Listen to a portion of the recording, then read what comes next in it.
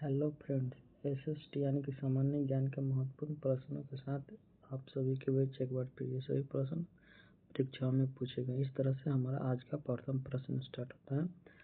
भारत का पहला उपग्रह कौन था? इसका सही आंसर देने की कोशिश कीजिएगा। इसका सही आंसर हो जाएगा बी, आर्यभट्ट। आर्यभट्ट भारत का प्रथम उपग्रह था जिसे 19 अप्रैल 1975 को सोवियत संघ की सहायता से अंतरिक्ष में भेजा गया था। इस तरह से हमारा आज का प्रथम प्रश्न हो जाए। सेकंड प्रश्न होगा, भारत के संविधान के प्रमुख लेखक कौन थे? भारत के संविधान के प्रमुख लेखक कौन थे? इसका सही आंसर देने की कोशिश कीजिएगा। सही आंसर हो जाएगा सी, भीमराव अंबेडकर। भारत के संविधान निर्माता इसे भीमराव अंबेडकर कहा जाता है। इन्हीं को ड्राफ्टिंग कमेटी का अध्यक्ष भीमराव अंबेडकर को ही बनाया गया था।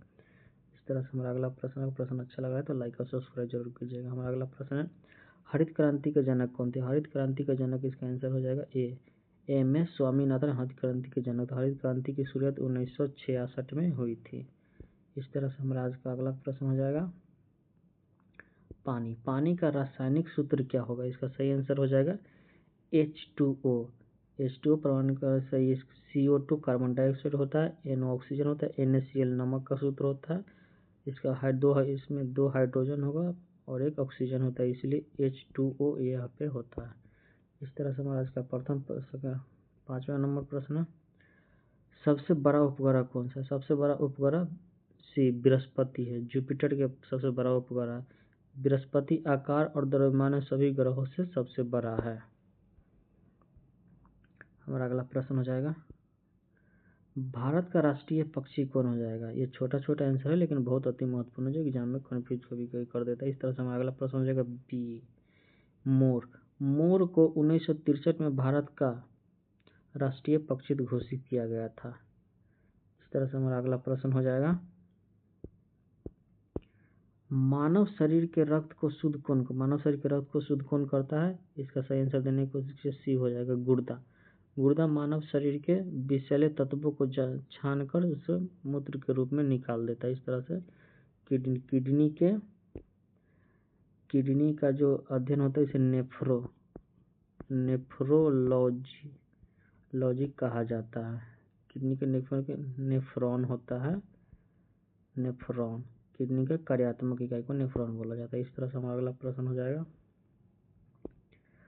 कंप्यूटर का मस्तिष्क किसको कहते हैं? कंप्यूटर का मस्तिष्क किसको कहा जाता है? इसका सही आंसर हो जाएगा CPU को। CPU कंप्यूटर का मस्तिष्क होता है। इसका CPU का पूरा सेंट्रल प्रोसेसिंग यूनिट होता है। रैम का पुराना एक रैंडम एक्सेस मेमोरी होता है, जिसे टेम्पोररी मेमोरी भी कहते हैं। मॉनिटर आउटपुट डिवाइस होता है, हार्ड डिस्क स्टोरेज डिवाइस होता है। इस तरह से हमारा आज का अगला प्रश्न हो जाएगा। प्रश्न अच्छा लगा तो लाइक और सब्सक्राइब जरूर कीजिएगा। अगला प्रश्न, वर्ल्ड का सबसे लंबी नदी कौन सा हो जाएगा? इसका सही आंसर हो जाएगा ए, अमेजन नदी। अमेजन नदी अफ्रीका में स्थित एवं सबसे लंबी नदी, इसका 6650 किलोमीटर इसकी दूरी हो जाएगा। इस तरह से हमारा आज का अगला प्रश्न हो जाएगा, सौर मंडल का केंद्र कौन है? सौर मंडल का केंद्र किसको कहा जाता है? यह सूर्य को सौर मंडल का केंद्र। सौर मंडल के सभी ग्रह सूर्य का परिक्रमा करता है। इसमें पृथ्वी हो जाएगा, चंद्रमा एक उपग्रह को, पृथ्वी का उपग्रह चंद्रमा। मंगल का 2 उपग्रह होता है, इसका नाम याद रखने वाली बात है फोबोस एवं डीमोस। मंगल का 2 उपग्रह होता है। इस तरह से हमारा आज का अगला प्रश्न हो जाएगा,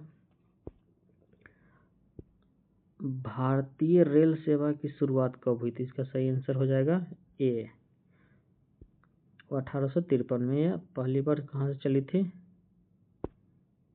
मुंबई रेलवे से चली थी। पहली बार मुंबई से थाने के बीच में चली थी। कितने किलोमीटर? 34 किलोमीटर चला था ये, मुंबई से थाने के बीच में। इसका सही हो जाएगा 16 अप्रैल 1853 में चला था। और इसको कौन चलाया थे? इसमें इसमें चलाया था डलहौजी था। डलहौजी के शासनकाल में चला था। इस तरह से हमारा अगला प्रश्न हो जाएगा। अगला प्रश्न होगा,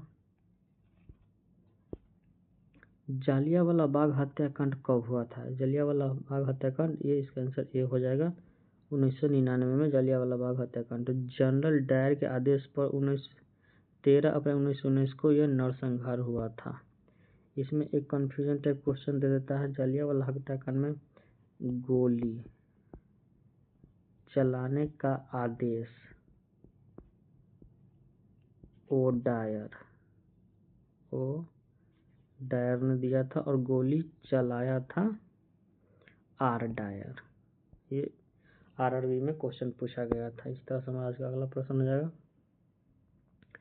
और इसका आंसर द्रव और गैस दोनों की विशेषता रखने वाला पदार्थ कौन सा? द्रव और गैस की विशेषता रखने वाला पदार्थ कौन सा है? इसका आंसर देने की कोशिश कीजिएगा। इसका सही आंसर हो जाएगा प्लाज्मा।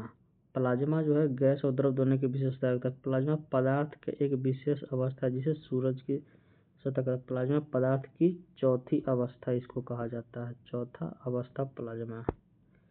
इस तरह से हमारा आज का अगला प्रश्न हो जाएगा। अगला कंप्यूटर में उपयोग होने वाली मेमोरी कौन सी होती है? Hard disk, RAM, monitor, CPU. इसका सही आंसर हो जाएगा बी, रैम। रैम जिसे रैंडम एक्सेस मेमोरी कहा जाता है, यह एक अस्थायी मेमोरी होता है। इस तरह से हमारा अगला प्रश्न हो जाएगा। प्रश्न अच्छा लग रहा है तो लाइक और सब्सक्राइब जरूर कीजिए। भाभा परमाणु अनुसंधान केंद्र कहाँ है? इसका सही आंसर हो जाएगा सी, मुंबई में। भारत का प्रमुख परमाणु अनुसंधान केंद्र है जिसे मुंबई में है। हमारा अगला प्रश्न हो जाएगा। मानव शरीर में सबसे बड़ी हड्डी कहाँ होती है? इसका सही आंसर देने की कोशिश की। सही आंसर इसका हो जाएगा ए, फेमर, यानी कि जांघ की हड्डी मानव शरीर की सबसे लंबी हड्डी होती है। हमारा अगला प्रश्न होगा। भारत का पहला परमाणु परीक्षण कब किया गया था? इसका सही आंसर देने की कोशिश कीजिएगा। इसका सही आंसर हो जाएगा ए, 1974 को पोखरण, यानी कि पोखरण जो कि राजस्थान है, उसमें स्माइलिंग बुद्धा नामक दिया गया था। जो परमाणु परीक्षण हुआ था उसका नाम क्या दिया गया था? ये स्माइलिंग बुद्धा, 1974 में जो हुआ था। हमारा अगला प्रश्न होगा। यूएनए का मुख्यालय कहाँ होगा? यूएनए का मुख्यालय बी, न्यूयॉर्क। संयुक्त राष्ट्र संगठन का मुख्यालय अमेरिका में स्थित न्यूयॉर्क है, जो यूएनए का फुल फॉर्म संयुक्त राष्ट्र यूनाइटेड नेशन ऑर्गेनाइजेशन होता है। इसके 6 सदस्य होते हैं। फिलहाल यही याद रखिएगा। अगला प्रश्न है ओजोन। ओजोन परत में छेद किस गैस के कारण होता है? ओजोन परत में गैस किस छिद्र के कारण होता है? इसका आंसर देने का आंसर हो जाएगा बी, सॉरी आंसर इसमें बी होगा, कार्बन डाइऑक्साइड नहीं होगा। गलत आंसर सी होगा, CFC, क्लोरोफ्लोरोकार्बन होगा। यह के कारण होता है जानवर छेद। क्लोरोफ्लोरोकार्बन कहाँ से निकलता है? फ्यूज एसिड उपयोग जो होता है उसी को परत से नुकसान पहुँचता है, उसी से क्लोरोफ्लोरोकार्बन निकलता है। इस तरह से हमारा अगला प्रश्न हो जाएगा। भारत का राष्ट्रीय गान कौन सा है? भारत का राष्ट्रीय गान कौन सा हो जाएगा? इसका आंसर ये हो जाएगा जनगण मन भारत का राष्ट्रीय गान हो जाएगा। वंदे मातरम भारत का राष्ट्रीय गीत हो जाएगा। इसे रविन्द्रनाथ टैगोर, जनगण मन को रविन्द्रनाथ टैगोर ने लिखा था। यह 52 सेकंड का, अगर कुछ परिस्थितियों में इसे 23 सेकंड में भी गाया जाता है। वंदे मातरम को बंकिम चंद्र चटर्जी ने लिखा था। इस तरह से हमारा प्रश्न का श्रृंखला यहीं पे समाप्त होता है। अगर प्रश्न अच्छा लगा तो लाइक और सब्सक्राइब जरूर कीजिएगा। धन्यवाद।